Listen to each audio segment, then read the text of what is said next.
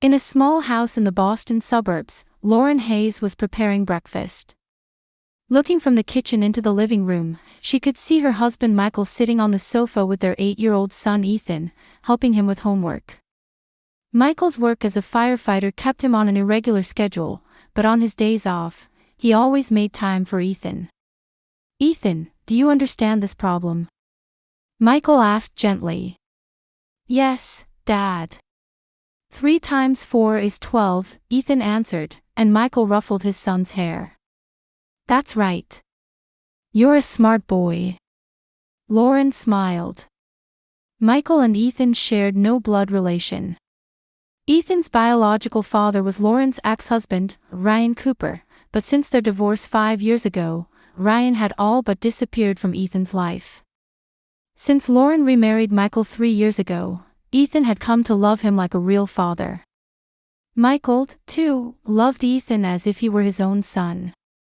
"Ethan, you're my son. Blood doesn't matter," Michael often said. "I know, Dad. I love you too," Ethan would always reply. But this warm household had a shadow hanging over it. Ethan had been born with a heart condition and had to visit the hospital regularly. Lauren worked as a freelance writer while carefully managing her son's health. Monthly checkups, medication management, dietary restrictions, yet Ethan grew up cheerful despite it all.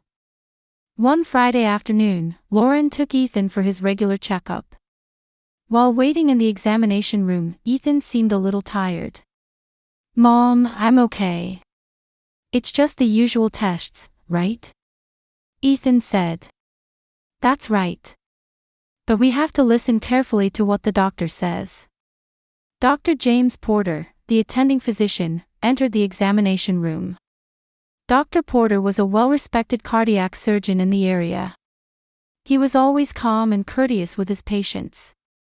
But that day, his expression was different from usual. "Mrs. Hayes, I've reviewed the test results, and Ethan's heart condition has worsened." Lauren's face went pale. "What do you mean?" "The heart valve is malfunctioning. If left untreated, it could lead to heart failure." "What can we do?" "Surgery is necessary." "As soon as possible," Dr. Porter said with a serious expression. "When?" "I'd like to perform it next week. Waiting any longer would be dangerous." Lauren began to cry. Ethan squeezed his mother's hand and smiled, saying, "It's okay, Mom," but his expression was a bit stiff. That evening, Lauren told Michael about the test results. Michael was shaken but quickly regained his composure. "It'll be okay. We'll get through this together," Michael said, embracing Lauren. Ethan was alone in his room, lost in thought. Staring out the window, he clenched his small fists. 1 week before the surgery, Lauren's cell phone rang. Her ex-husband Ryan's name appeared on the screen. A sudden call from a man she'd barely heard from in 5 years left Lauren confused. "Lauren, I heard about Ethan's surgery. I want to see my son." Ryan's voice was calm. "You lost custody." "You have no rights," Lauren answered coldly. "He's my son. If something happens, I have the right to say goodbye." "Absolutely not." However, Ryan insisted he had legal visitation rights. As a lawyer, Ryan filed a petition with the court and obtained permission to see Ethan at the hospital the day before surgery. Michael was uneasy but accepted it, saying, "It's the law, so there's nothing we can do." 2 days before the surgery, Ethan was admitted to the hospital. Lauren kept telling herself, "The surgery will be successful. It'll be fine." But Ethan had an anxious expression on his face. "Ethan, is something worrying you?" Lauren asked. "It's nothing, Mom. I'm just nervous." That night, Ethan was writing something in a notebook by himself. When a nurse came by on rounds and asked, "What are you writing?" Ethan quickly hid the notebook. "It's a diary," Ethan answered quietly. The nurse smiled and left the room. But Ethan's hands were trembling. At 2 o'clock the afternoon before the surgery, Ryan Cooper appeared at the hospital. Lauren and Michael were waiting for Ryan in the hallway. Ryan wore a navy suit and had his usual confident expression. Successful as a lawyer, he remained as arrogant as ever after the divorce. 15 minutes only, Lauren said coldly. I understand, Ryan answered flatly and entered Ethan's hospital room. Lauren and Michael sat on a bench in the hallway, watching the clock as they waited. Michael clenched his fists. Are you okay? Lauren placed her hand on her husband's shoulder. Yeah. I'm just worried about what that man might say to Ethan, Michael answered in a low voice. Inside the hospital room, Ryan stood beside Ethan's bed. It's been a while, Ethan, Ryan said. Ethan looked at his father with a complicated expression. He seemed to want to say something but couldn't find the words. Good luck with the surgery. You're a strong kid, Ryan said flatly. There was no emotion in his words. Ethan only nodded slightly. 15 minutes passed, and Ryan emerged from the room. See you, Ryan said only that and walked down the hallway. He didn't look back even once. Lauren had a strange feeling. Something bothered her, but she decided not to think too deeply about it. After Ryan left, Lauren and Michael entered the room. Ethan was clearly anxious. His complexion was poor, and his hands were shaking. Ethan, did Dad say anything strange? Lauren asked with concern. No, he just told me to do my best. Ethan looked away. Are you really okay? Michael asked gently. Yeah. I'm fine. But that night, Ethan woke up several times. Each time the nurse came by on rounds, Ethan was awake with sweat on his face. Did you have a bad dream? Nurse Sarah Kim asked kindly. Yeah. Ethan answered quietly. Sarah brought water and gave it to Ethan. It's okay. Tomorrow's surgery will be successful. Dr. Porter is a skilled doctor. Ethan said nothing. He just stared into the darkness. In reality, something had happened the night before. It was an event no one else knew about. Ethan had left his room in the middle of the night to go to the bathroom. The hallway was dimly lit and quiet. On his way to the bathroom, Ethan heard voices. From around the corner, he could hear two men talking. Ethan stopped in his tracks. One was his father Ryan's voice. The other was Dr. Porter's voice. Ethan hid behind the wall and held his breath as he listened. Do it as promised during tomorrow's surgery, Ryan's voice was cold. I understand. But are you really sure about this? Dr. Porter's voice was slightly trembling. Yes. I want to see that woman suffer. If she loses her son, she'll fall apart. Ethan's body froze. His heart was pounding violently, and he felt like he couldn't breathe. He couldn't believe his ears. His biological father was trying to kill him. And the doctor he trusted was cooperating. I've transferred the money. $500,000. Botch the surgery. Make it look like a natural accident, Ryan's voice was matter of fact. I understand. Dr. Porter's voice faded away. Ethan hurried back to his room, trembling. He lay in bed and pulled the covers over his head.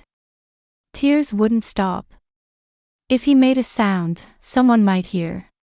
Ethan pressed his face into the pillow and cried silently. What should I do? Should I tell Mom? But if I tell her, she'll try to cancel the surgery. But my heart is really bad. I'll die without the surgery. Dr. Porter said so. Should I tell Dad Michael? But if Dad Michael fights with my biological father, it could be dangerous. My biological father is a lawyer with power. Dad Michael might get hurt. Ethan thought all night long. And then he made a decision. The next morning, Ethan had dark circles under his eyes. Lauren peered at his face with concern. "Ethan, couldn't you sleep?" "Not really," Ethan answered weakly. "It's okay.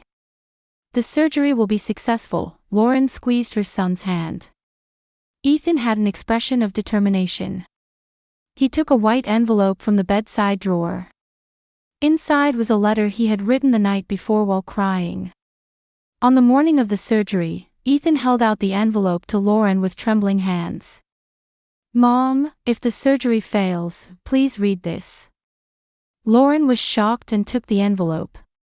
"Ethan, don't say such things." Tears overflowed. "But, just in case. Promise me." Ethan's voice was serious.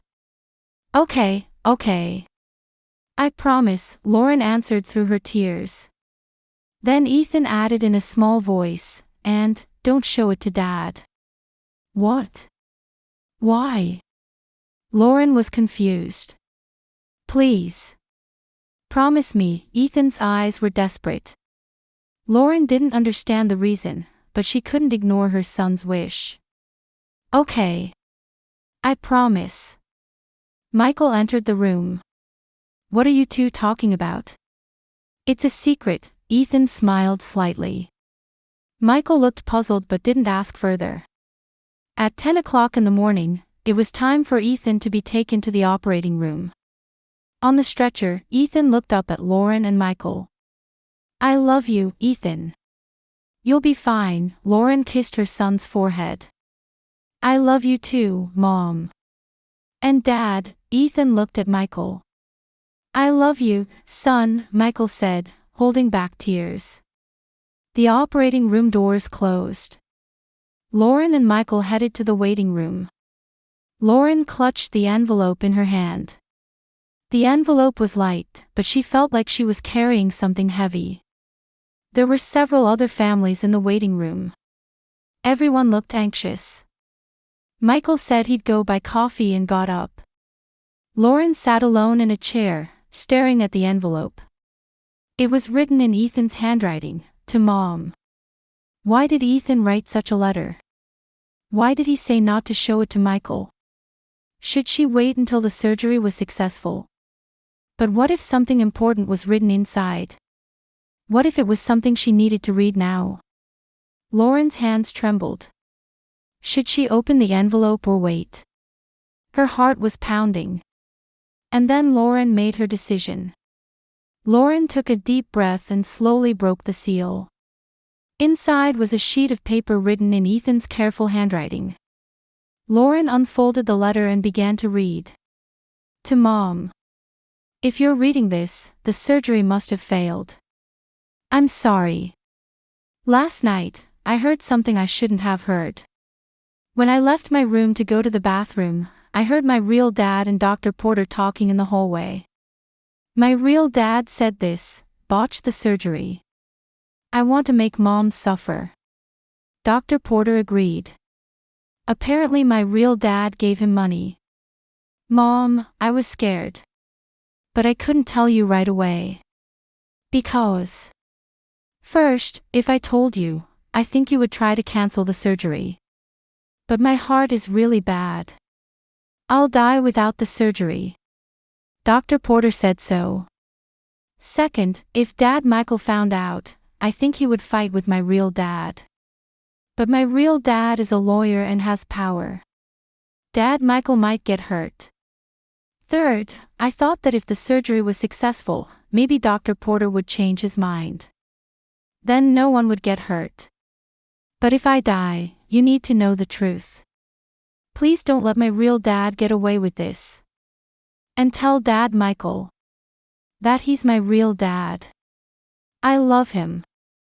Mom, I love you. From Ethan. The letter fell from Lauren's hands. Her whole body trembled, and she couldn't speak. Everything went dark before her eyes, and she couldn't breathe. No. No. Lauren murmured quietly. She tried to stand up, but her knees gave out. She sank into the chair and covered her face with both hands. Tears wouldn't stop. Her son, that little son, had been carrying such a terrible secret alone. Knowing that his biological father was trying to kill him, he had kept quiet to protect his family. An 8-year-old child, all alone. Michael returned with coffee. Seeing Lauren's condition, he immediately rushed over. "Lauren. What's wrong?" Lauren handed the letter to Michael with shaking hands. Michael took the letter and began to read. As he read on, his face grew pale. When he finished reading, Michael clenched his fists. "My God." Michael's voice trembled with anger. "We have to stop the surgery right now." The two stood up and ran toward the operating room. They rushed down the hallway and reached the operating room, but a nurse stopped them. "Wait. You can't go in during surgery." The nurse stood with both hands spread wide. "Stop the surgery. The doctor is trying to kill my son." Lauren shouted. "What are you talking about?" The nurse looked confused. "It's true. Stop the surgery right now." Michael shouted too. Other nurses gathered. Hearing the commotion, security guards rushed over as well. "Please call the police." Lauren shouted at the security guard. "Dr. Porter took a bribe and is trying to kill my son. We have evidence." Lauren showed the letter to the security guard. The guard read the letter and his face changed. "I'll contact my supervisor immediately." The guard took out his radio. The hospital's security chief rushed over and heard the situation. After reading the letter, the chief made an immediate decision. "Contact the operating room. Stop the surgery immediately." The guard radioed the operating room. "Dr. Porter, this is an emergency. Please stop the surgery immediately." Inside the operating room, Dr. Porter was flustered. "I'm in the middle of surgery." "Wait." But the security chief wouldn't back down. "Come out of the operating room immediately. This is an order." A few minutes later, the operating room door opened, and the security chief and 2 guards entered. The anesthesiologist and nurses were confused. "Dr. Porter, please stop the surgery." "Come with us." "What are you talking about? The patient's life is at stake." Dr. Porter resisted. "There's been an accusation that you're attempting to take the patient's life. Please exit the operating room immediately." The guards grabbed Dr. Porter's arms and dragged him out of the operating room. Dr. Porter shouted, "This is a misunderstanding."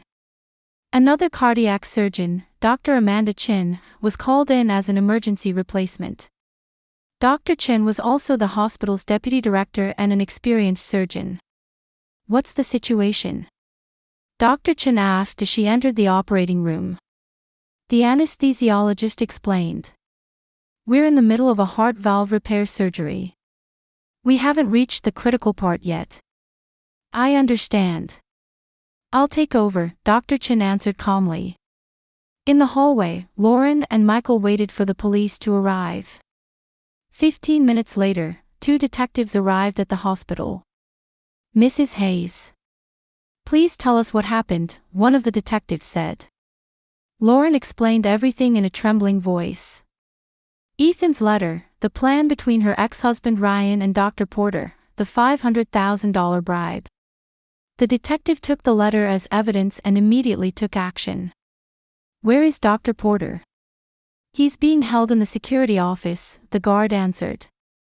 The detectives went to interrogate Dr. Porter. Another detective team went to arrest Ryan. In the security office, Dr. Porter sat in a chair. His face was ashen, and he was sweating. "Dr. Porter, did you receive a bribe from Ryan Cooper?" the detective asked. "I didn't receive anything." "This is a misunderstanding," Dr. Porter denied. "Then you won't mind if we examine your bank account? We can get a court warrant immediately." Dr. Porter's face twitched. "Wait. Do you have something to say?" Silence continued. Then Dr. Porter hung his head as if giving up. Fine. I admit it. I received $500,000 from Ryan to botch the surgery. Yes, but I wasn't really going to do it. I just took the money. Dr. Porter desperately tried to defend himself. Then why did you take the money? I had debts. From gambling, loan sharks were after me. When Ryan offered $500,000, I couldn't refuse. But you agreed to a plan to kill a child. Dr. Porter couldn't say anything. He just sat there with his head in his hands. We're arresting you for conspiracy to commit attempted murder, the detective said. Around the same time, another detective team had arrived at Ryan's home. When they knocked on the door, Ryan came out. What do you want? Ryan was calm. Ryan Cooper, we're arresting you for conspiracy to commit attempted murder. What are you talking about? Do you have evidence? Ryan sneered. We have a letter written by your son. And Dr. Porter has confessed to receiving a bribe from you. Ryan's expression changed. That's a lie. We also have bank transfer records. $500,000 from your account to Dr. Porter's account.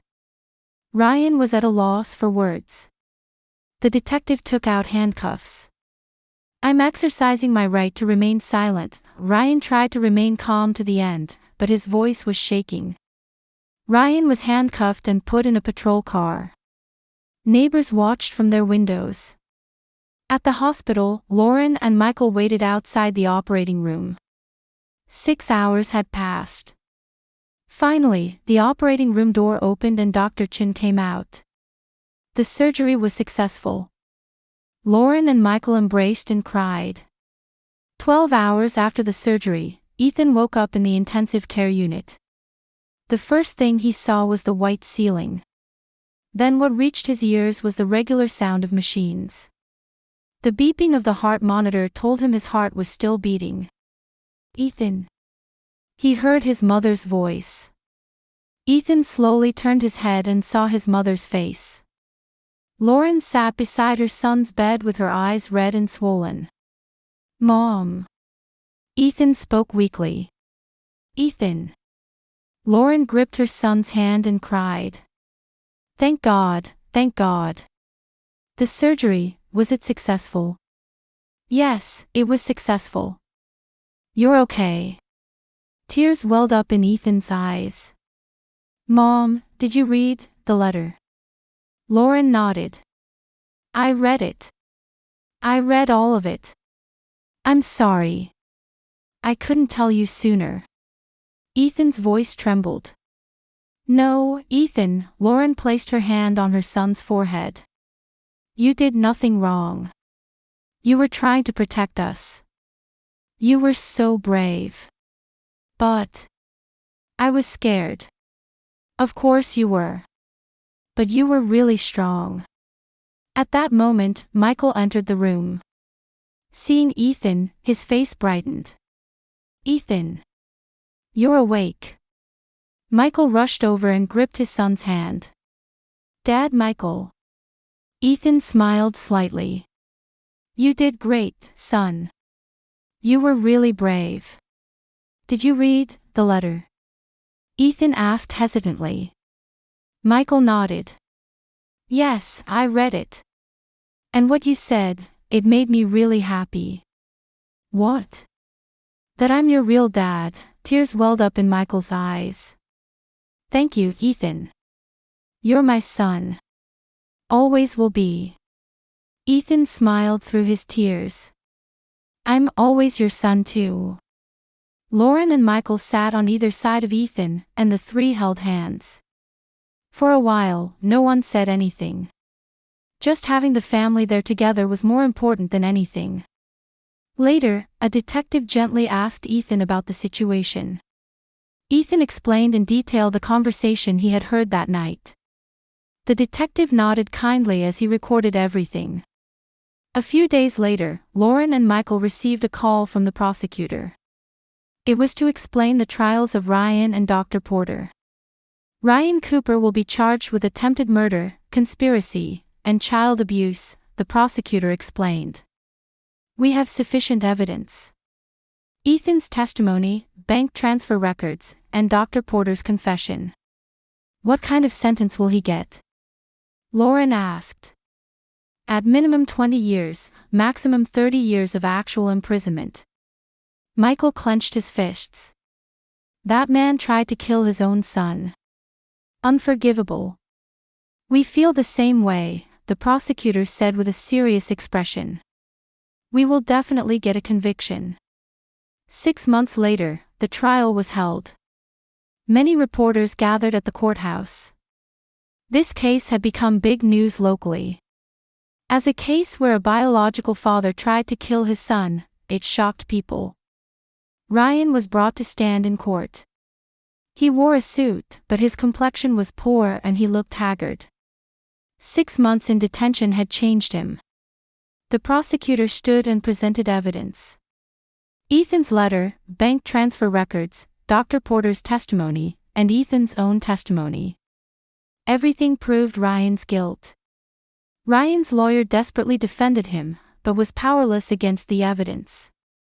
On the day of sentencing, the judge said in a solemn voice, Defendant Ryan Cooper, you conspired to murder your own son. This is the most despicable of crimes. Ryan said nothing. He just hung his head. Therefore, I sentence you to 25 years of actual imprisonment. The courtroom murmured.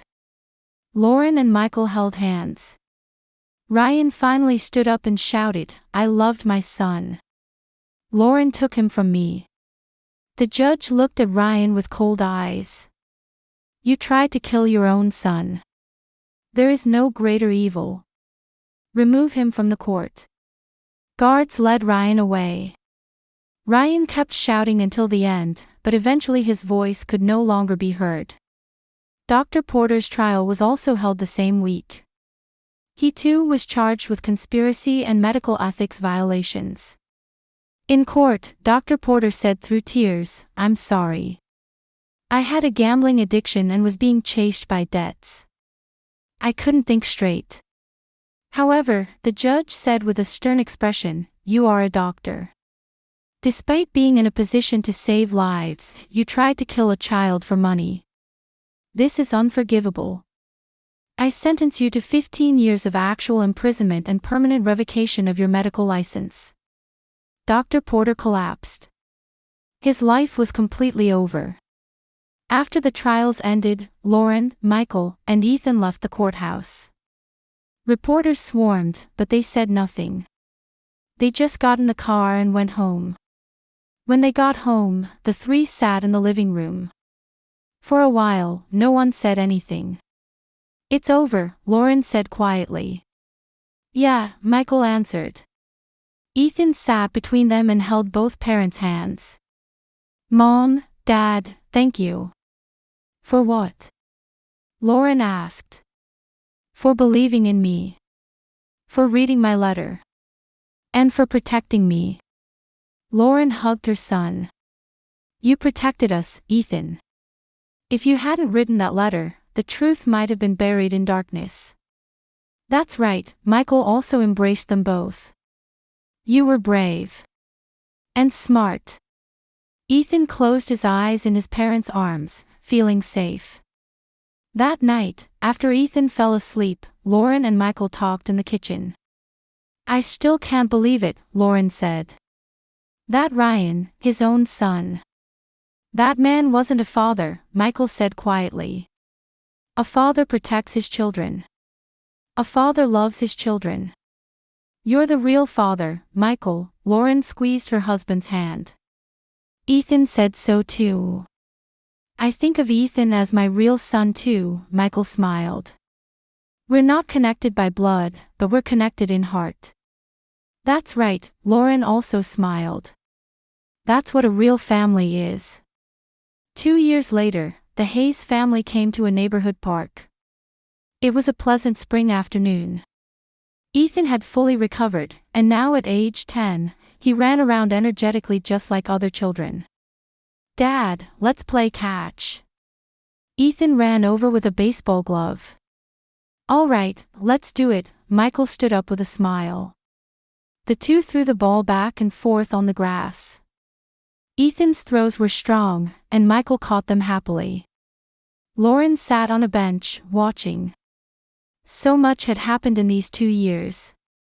The trials, media attention, and days of healing emotional wounds. But the family had overcome it all. Rather, that experience had deepened the family's bond. "Mom, look!" Ethan shouted. "I caught Dad's ball." "That's wonderful, Ethan." Lauren applauded. After finishing their game of catch, Ethan sat next to Michael. Slightly out of breath, he looked up at the sky. "Dad," Ethan said quietly. "I have a question." "What is it?" Michael asked gently. "Dad, you're my real dad, right?" Michael was a bit surprised but smiled immediately. "Of course. You're my son. But, we're not related by blood, are we?" Ethan asked anxiously. Michael placed his hand on Ethan's shoulder. "Ethan, blood doesn't matter. What matters is that I love you and you love me." "I love you too, Dad," Ethan smiled. "That's all that matters." Michael hugged Ethan. Lauren came over to them. Ethan looked up at his mother. "Mom, we're a real family, aren't we?" "Of course we are," Lauren answered with tears in her eyes. "We're a family. That's the most important thing." Ethan smiled with relief. The three embraced and stayed that way for a while.